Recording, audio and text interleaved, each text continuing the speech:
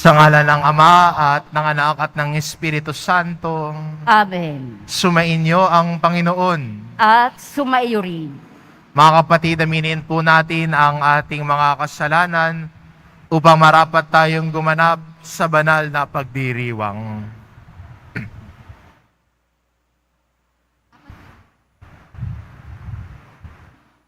Inaamin ko Sa makapangyarihang Diyos at sa inyo mga kapatid, nalubha akong nagkasala sa isip, sa salita at sa gawa, at sa aking pagkukulang.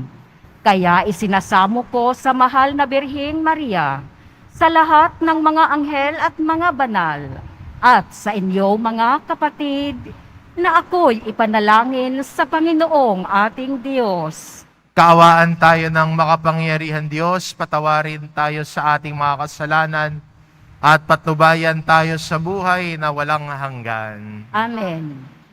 Panginoon, kaawaan mo kami. Panginoon, kaawaan mo kami. Kristo, kaawaan mo kami. Kristo, kaawaan mo kami. Panginoon, kaawaan mo kami. Panginoon, kaawaan mo kami.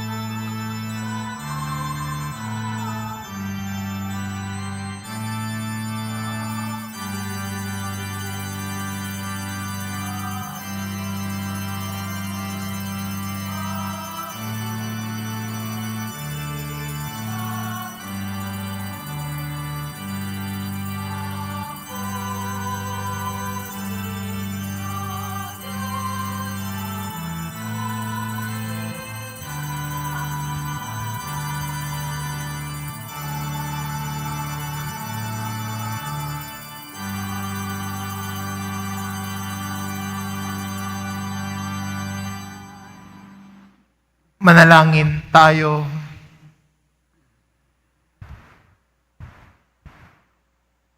Ama naming makapangyarihan, kaming mga tinubos ay tungayan mo ngayon sa iyong kagandahang loob upang sa pagsampalataya sa anak mong si Kristo, makamtan ang kalayaan at pamana sa piling mo. Sa pamamagitan niya kasama ng Espiritu Santo, magpasawalang hanggan. Amen. Magsiupo muna ang lahat.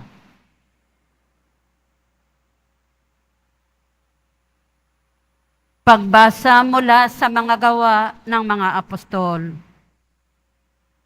Noong mga araw na iyon, pagdating ni Saulo sa Jerusalem, sinikap niyang mapabilang sa mga alagad doon. Ngunit ang mga ito ay takot sa kanya at hindi makapaniwalang isa na siyang alagad. Subalit, isinama siya ni Bernabe sa mga apostol.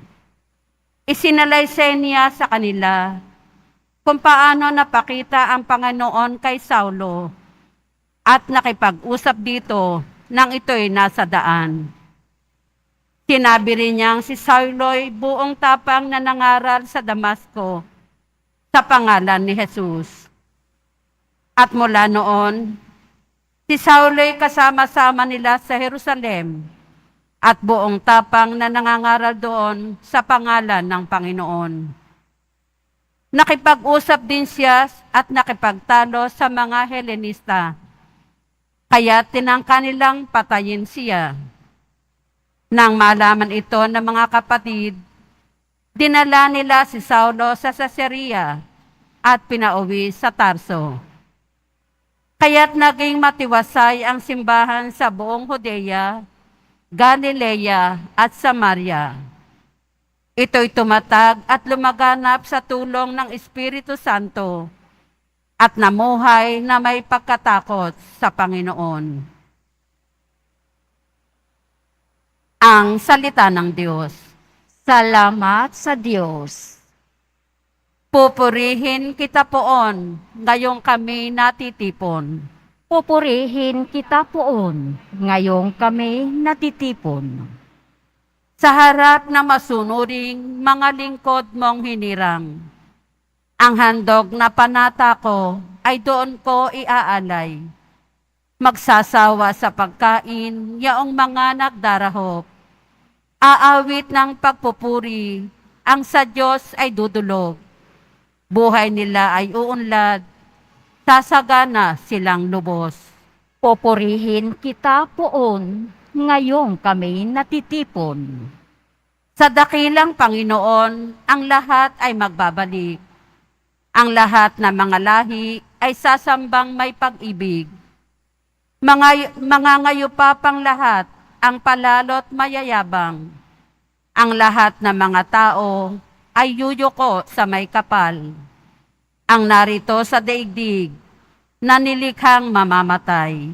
Pupurihin kita poon, ngayong kami natitipon. Maging lahing susunod pa, ay sasambat maglilingkod.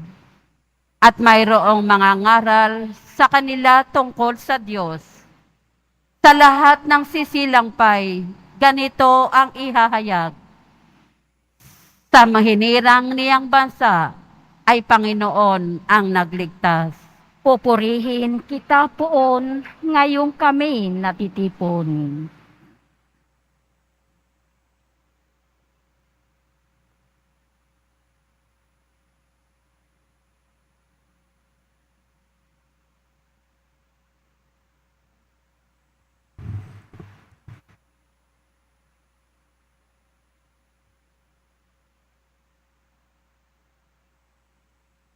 Pagbasa mula sa unang sulat ni Apostol San Juan.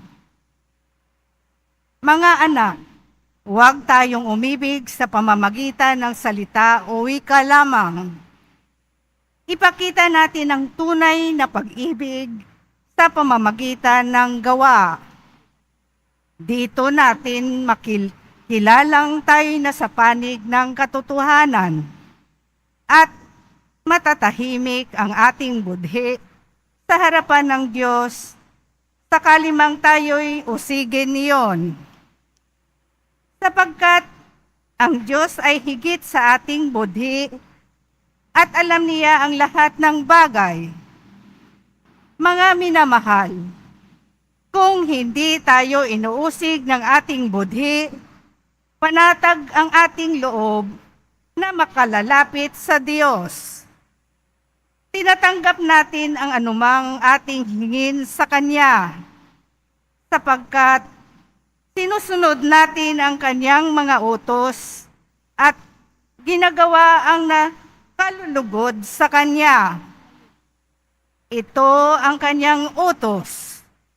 Manalig tayo sa Kanyang anak na si Jesucristo at mag-ibigan gaya ng inuutos ni Kristo sa atin. Ang sumusunod sa mga utos ng Diyos ay nananatili sa Diyos at nananatili naman sa Kanya ang Diyos. At sa pamamagitan ng Espiritong ipinagkaloob niya sa atin, ay malalaman nating nananatili siya sa atin. Ang salita ng Diyos. Salamat sa Diyos. Magsitayo na po ang lahat.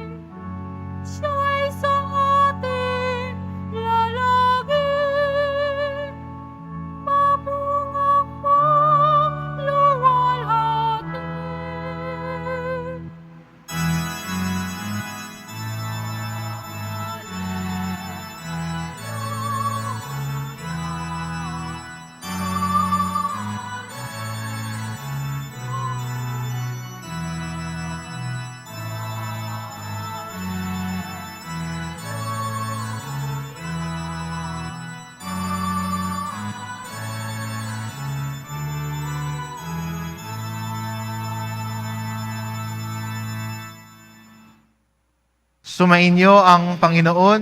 At sumaiyo rin.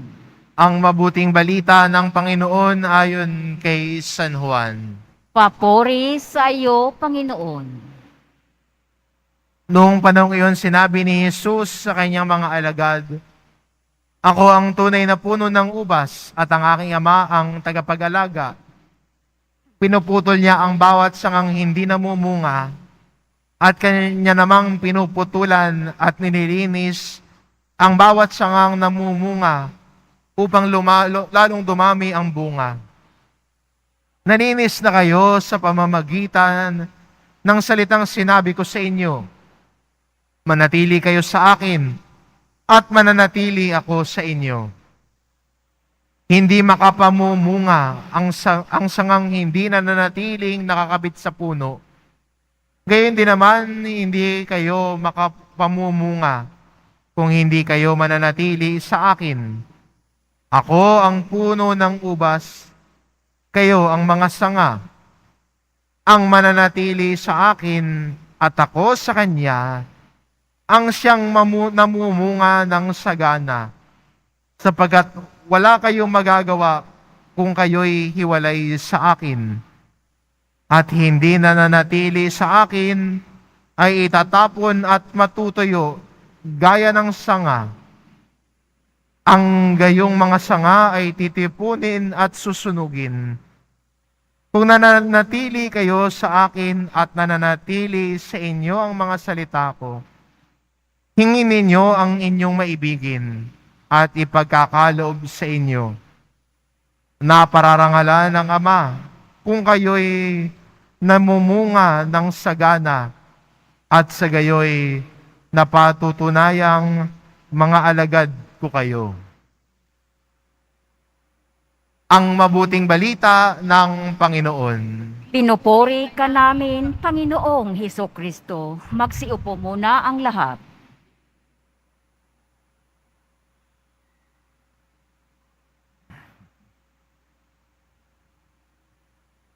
Totoo ba to? Minsan yan ang tanong ng mga apostol nung nabalitaan nila na si Pablo o si Saulo na taga-usig ng mga Kristiyano ay bumalik sa Jerusalem at nais na maging kabilang sa mga alagad. Totoo ba to? Yung dating ng taga-usig, yung nanghahanting sa mga Kristiyano para sila ay ipabilanggo. Yung nag-udyok na si Esteban ay batuhin hanggang mamatay. Ngayon, gusto na maging alagad. Totoo ba to? Kaya nung si Saulo ay dumating sa Jerusalem, pagkatapos sa kanyang pagbabagong loob, nang si Jesus ay makilala niya sa daan ng Damasco, mula sa taga-usig, naging tagapahayag. Dahil, bakit nagbago ang buhay niya?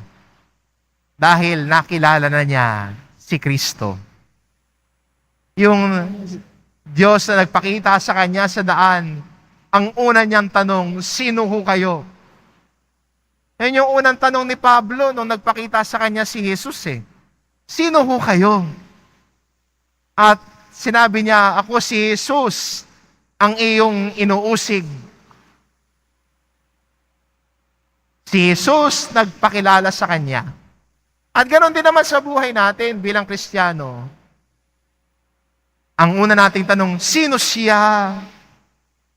Sino yung may tangan ng krus sa may altar at may magsasabi sa iyo, siguro'y magulang mo, o ninong o ninang, si Jesus Nazareno yan.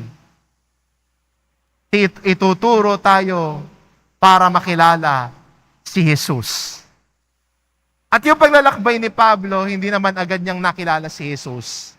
May mga gumabay sa kanya, nagturo sa kanya ng mga aral at turo ni Jesus. Ipinakilala sa kanya, sino si Jesus? Kaya natagpuan na niya si Jesus. Pero pag natagpuan, sana wag nang iwan. Kaya ang paalala, ang imbitasyon sa atin ng ating ebanghelyo na manatili tayo sa Panginoon. Natagpuan na natin si Jesus, patuloy nating kinikilala si Jesus, pero sana manatili naman tayo sa Panginoon. Ano ba yung mga pagkakataon na nalilimutan natin o humihiwalay tayo kay Jesus? Yung kasalanan natin, yung katigasan ng ulo natin at minsan pagmamayabang natin, na tila'y mas magaling pa tayo sa Diyos. At minsan sinasabi natin sa Panginoon, ay alam ko na yan, narinig ko na yan. Kabisado ko na yan. Kabisado ko na yung 10 Commandments, Father. Araw-araw po ako nagsisimba, Father. Tuwing Biyernes, Linggo, Father, nasa Quiapo ho ako. Pag January 9, sumasama po ako sa trastasyon. Nagsisimba pa ho ako, Father. Pero kahit ganun pa man, kung hindi nagbabago ang buhay, patuloy pa rin na namumuhay sa kasalanan. Pwede ngang nagsisimba, pero chismosa naman. Pwede ngang tuwing linggo nga nagsisimba, mapanira naman at mapangusga. Kung kilala natin si Jesus, ang buhay natin nagbabago. Kung talagang natagpuan na natin si Jesus, Tinatalikuran na natin yung pangit nating gawain at nagtaumatahak na tayo sa daan ng pagbabago ng buhay. Tulad ni Pablo, nung nakilala si Jesus, nagbago ang buhay. Sana tayo din mga Kristiyano, pag nakilala na natin si Jesus Nazareno, at ang tao nakakakilala sa Kanya, nakikinig sa Kanyang salita, at ang salita ng Diyos ay sinusubukan na isabuhay ito, tayo ay nananatili kay Jesus. At ang taong nananatili kay Jesus, nagdudulot ng bunga. May bunga ho ang pananampalataya. At ano ang bunga ng pananampalataya natin kay Jesus? Ano yung bunga ng debosyon natin kay Jesus? Pag-ibig. Sabi ni Jesus sa Ebanghelyo ni San Juan, malalaman ng buong mundo na kayo'y mga alagad ko kung magmamahalan kayo. Kaya ho, ang tatak at marka ng taong nananatili kay Jesus, siya ay marunong magmahal. At ang taong mapagmahal, hindi nanguhusga ng kapwa. Ang taong nagmamahal, hindi namamaliit ng kapwa. Ang taong nagmamahal, marunong umunawa, magpatawad, at kumalinga. Kayang isipin ang kapakanan ng iba. Marunong mag-alay at maglingkod. Hindi sarili ang iniintindi lamang. Hindi maramot sa pagmamahal. Ang taong nakakakilala at nananatili kay Jesus. Kaya magandang imbitasyon sa atin ito.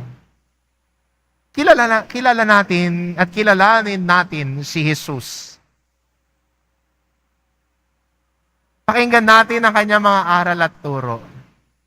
At ang mga aral na ituro na ito, sana magdulot sa atin ng pagbabago ng buhay.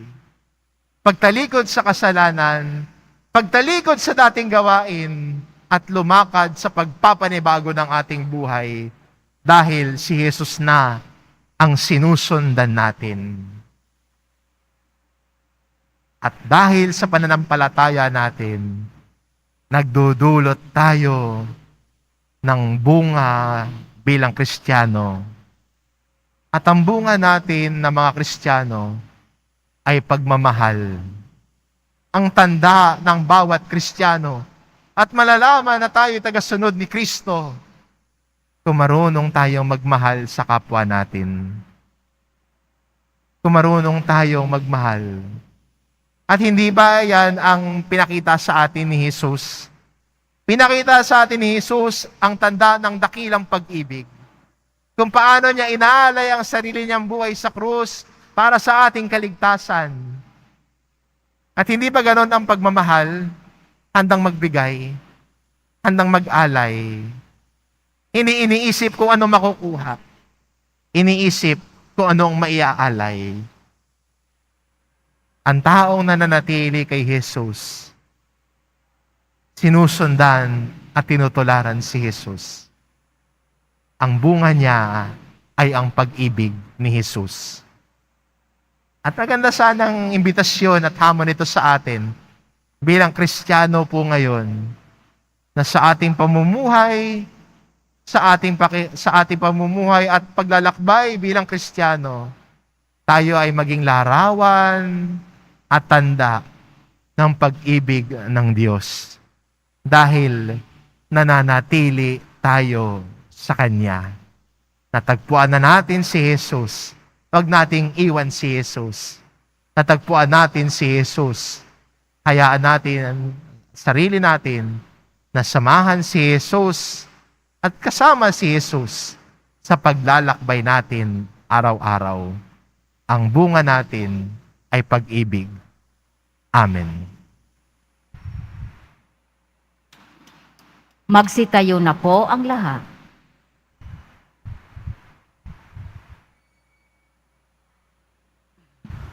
Sumasampalataya ako sa Diyos amang makapangyarihan sa lahat, na may gawa ng langit at lupa.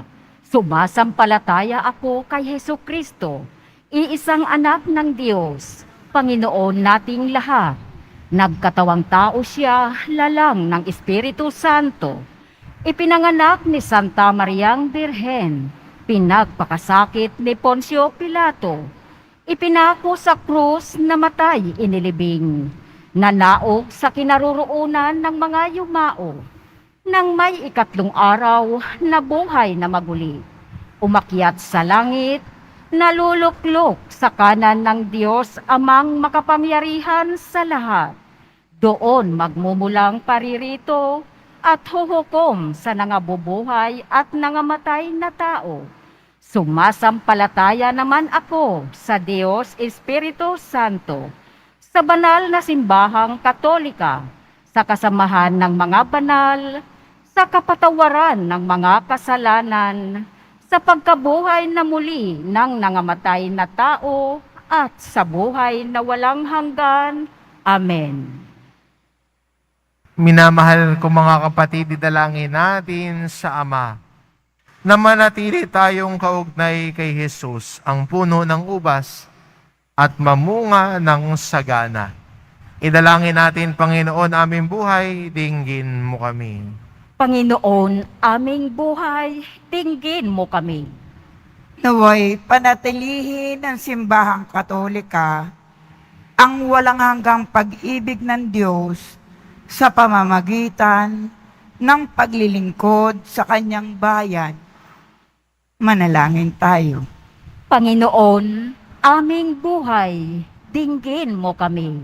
Nawa ang mga pinuno ng aming pamahalaan ay makatulad sa pagmamalasakit at pagdadamayan ng mga unang Kristiyano. Manalangin tayo. Panginoon, aming buhay, dinggin mo kami. Naway makatanggap ng pagkandili at tulong ang mga may sakit, mga nalulungkot, mga inaapi, at mga malayo sa kanilang pamilya. Manalangin tayo. Panginoon, aming buhay, dinggin mo kami. Ang mga naliligaw ng landas at tumalikid sa Diyos at makaranas ng pagpapatawad at pagtanggap ng komunidad. Manalangin tayo. Panginoon, aming buhay, dinggin mo kami. Naway makaisa ng Diyos ang mga kapatid nating yumao sa buhay na walang hanggan. Pangako niya sa atin. Manalangin tayo. Panginoon, aming buhay, dinggin mo kami. Dinggin mo ang aming pagsamo, dakilang Ama. Gawin mo kami mga tapat na saksi sa iyong pag-ibig. Hinihiling namin ito sa pamamagitan ni Kristo, kasama ng Espiritu Santo magpasawalang hanggan. Amen. Magsiupo muna ang lahat.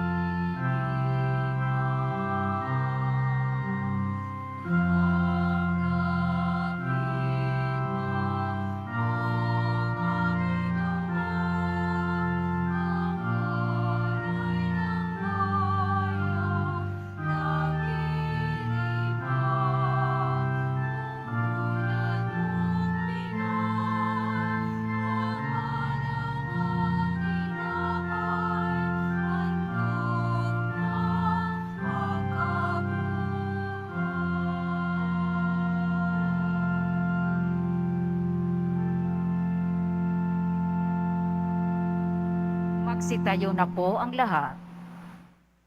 Manalangin kayo mga kapatid upang ang paghahain natin ay kalugdan ng Diyos amang makapangyarihan.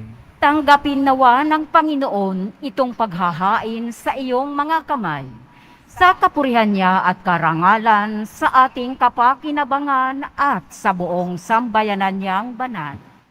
Ama naming lumikha sa paghahain ng banal na pagpapalitan ng iyong mga kaloob at ng aming alay, kami pinapagsalo mo sa iyong buhay na namumukod tangi at walang kapantay.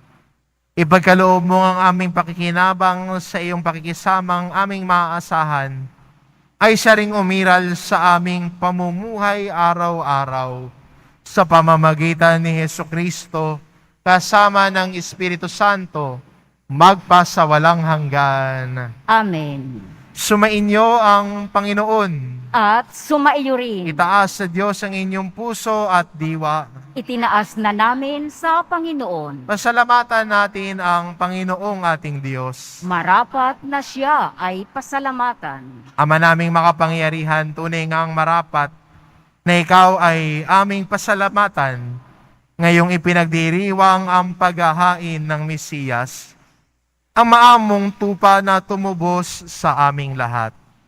Ang katawan ng anak mong sa krus na bayubay ay handog ng pag-ibig na walang kapantay. Ito ang paghahaing ganap mong kinalugdan. Ito ang nilungati ng dating pag-aalay. Ang buong sarili, ang anak mong si Jesus, ay inihain sa iyo upang kami matubos. Siya ang dambana at paring naghahandog. Siya pa rin ang tupang handog na ibinuklod. Kaya kaisa ng mga anghel na nagsisiawit ng papuri sa iyo, nang walang humpay sa kalangitan, kami nagbubunyi sa iyong kadakilaan.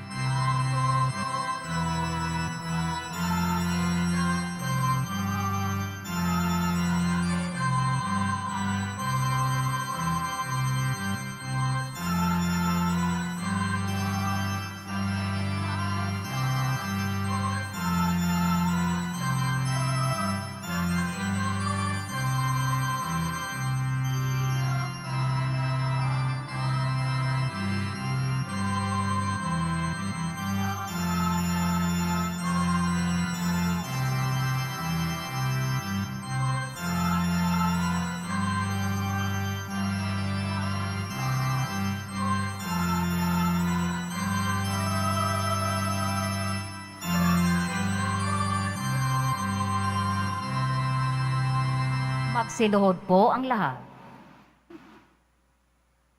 Ama naming banal, ikaw ang bukal ng tanang kabanalan, kaya't sa pamamagitan ng iyong Espiritu gawin mong banal ang kaloob na ito, upang para sa amin maging katawan at dugo na ang aming Panginoong Hesukristo.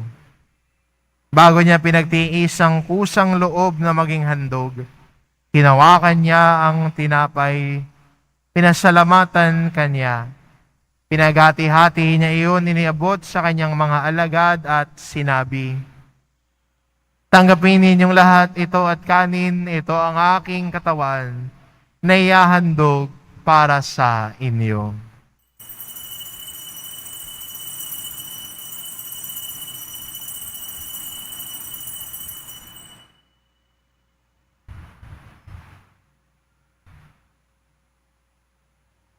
Gayun din naman na matapos ang hapunan, hinawakan niya ang kalis, muli kanyang pinasalamatan.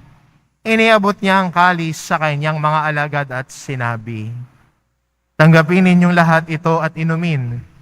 Ito ang kalis ng aking dugo ng bago at walang hanggang tipan. Ang aking dugo na ibubuhos para sa inyo at para sa lahat, sa ikapagpapatawad ng mga kasalanan. Gawin ninyo ito sa pag-alala sa akin."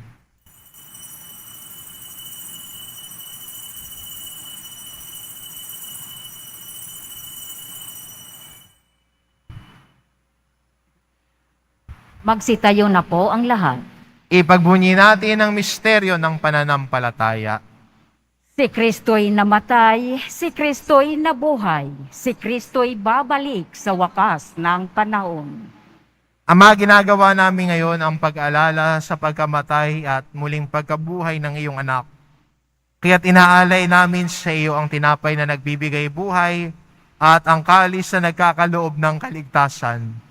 Kami nagpapasalamat dahil kami iyong minarapat na tumayo sa harap mo para maglingkod sa iyo.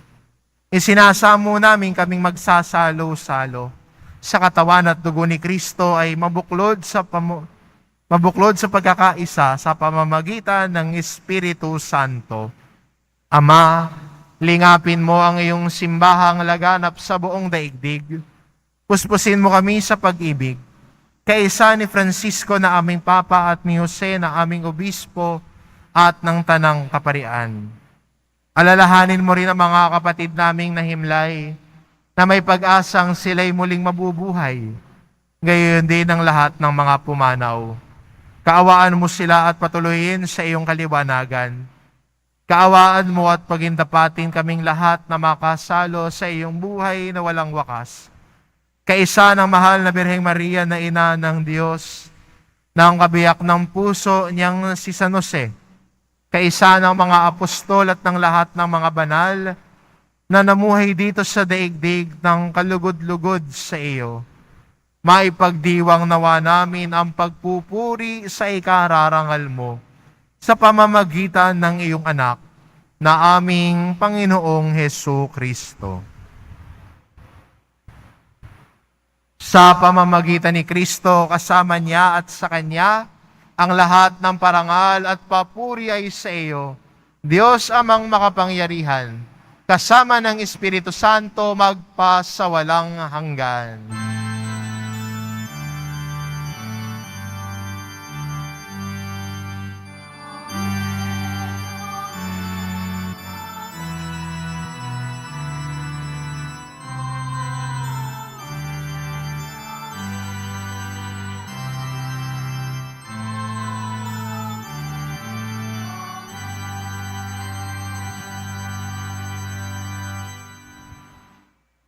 Sa tagubili ng mga nakagagaling na utos at turo ni Jesus na Panginoon natin at Diyos, ipahayag po natin ng lakas loob. Ama namin, sumasalangit ka. Sambahin ang ngalan mo. Mapasa amin ang kaharian mo. Sundin ang loob mo dito sa lupa para nang sa langit. Bigyan mo kami ngayon ng aming kakanin sa araw-araw at patawarin mo kami sa aming mga sala para ng pagpapatawad namin sa nagkakasala sa amin at huwag mo kaming ipahintulot sa tukso at iadya mo kami sa lahat ng masama. Hinihiling namin kami adya sa lahat ng masama. Pagkalooban ng kapayapaan araw-araw, iligtas sa kasalanan, at ilayo sa lahat ng kapahamakan. Samantalang aming pinananabikan ang dakilang araw ng pagpapahayag ng tagapagligtas naming si Hesu Kristo. Sapagkat iyo ang kaharian at ang kapangyarihan at ang kapurihan magpakailanman. Amen. Panginoong Jesucristo, sinabi mo sa iyong mga apostol, kapayapaan ang iniiwan ko sa inyo, ang aking kapayapaan, ang ibinibigay ko sa inyo. Tunghayan mo ang aming pananampalataya at huwag ang aming pagkakasala. Pagkalooban mo kami ng kapayapaan at pagkakaisa, ayon sa iyong kalooban, kasama ng Espiritu Santo magpasawalang hanggan. Amen. Ang kapayapaan ng Panginoon ay laging sumainyo. At sumaiyo rin. Magbigayan kayo ng kapayapaan sa isa't isa. Kordero ng Diyos na nag-aalis ng mga kasalanan ng sanlibutan, maawa ka sa amin. Kordero ng Diyos na nag-aalis ng mga kasalanan ng sanlibutan, maawa ka sa amin. Kordero ng Diyos na nag-aalis ng mga kasalanan ng sanlibutan, ipagkaloob mo sa amin ang kapayapaan. Magsiluhod po ang lahat.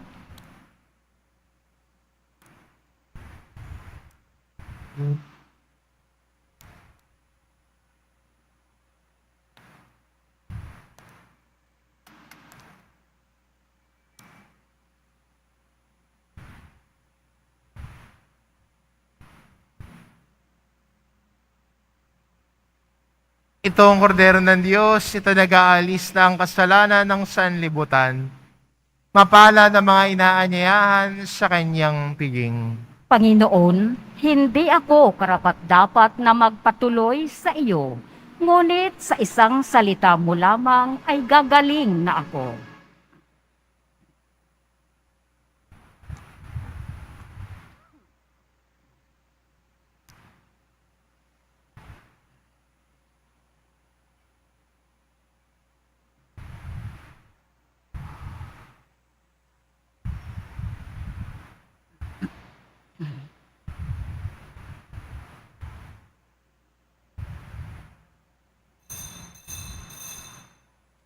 Para sa lahat ng tatanggap ng banal na komunyon, sasagot po tayo ng amen. Pagkasabi ng pari o ng lay minister ng katawan ni Kristo, at isobo agad sa bibig bago umalis sa harapan ng pari o lay minister. Sumunod po tayo.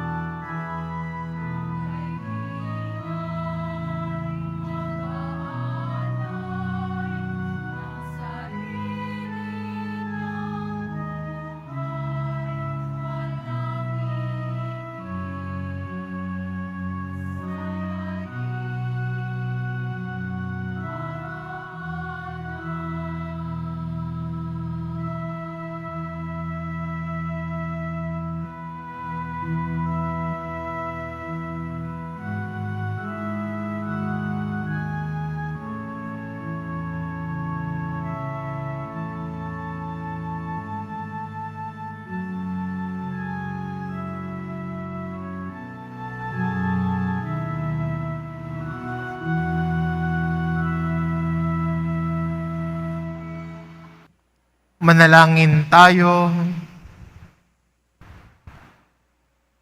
Ama naming mapagmahal, manatili kang kapiling ng iyong sambayanan, na ngayon pinapakinabang mo sa iyong sariling buhay.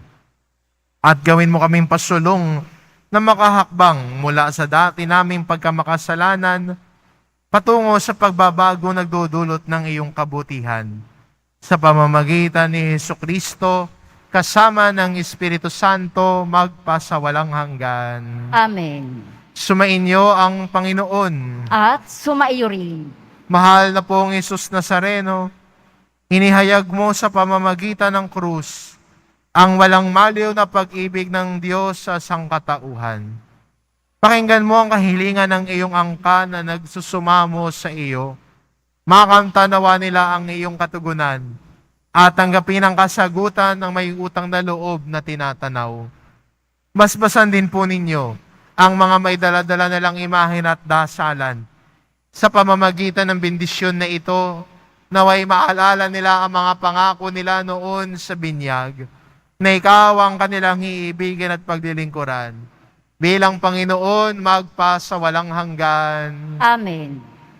At pagpalain kayo ng ating mapagmahal na Diyos, ang Ama at ang Anak at ng Espiritu Santo. Amen. Humayo kayo, taglay ang kapayapaan ng poong Hesus Nazareno. Salamat sa Diyos.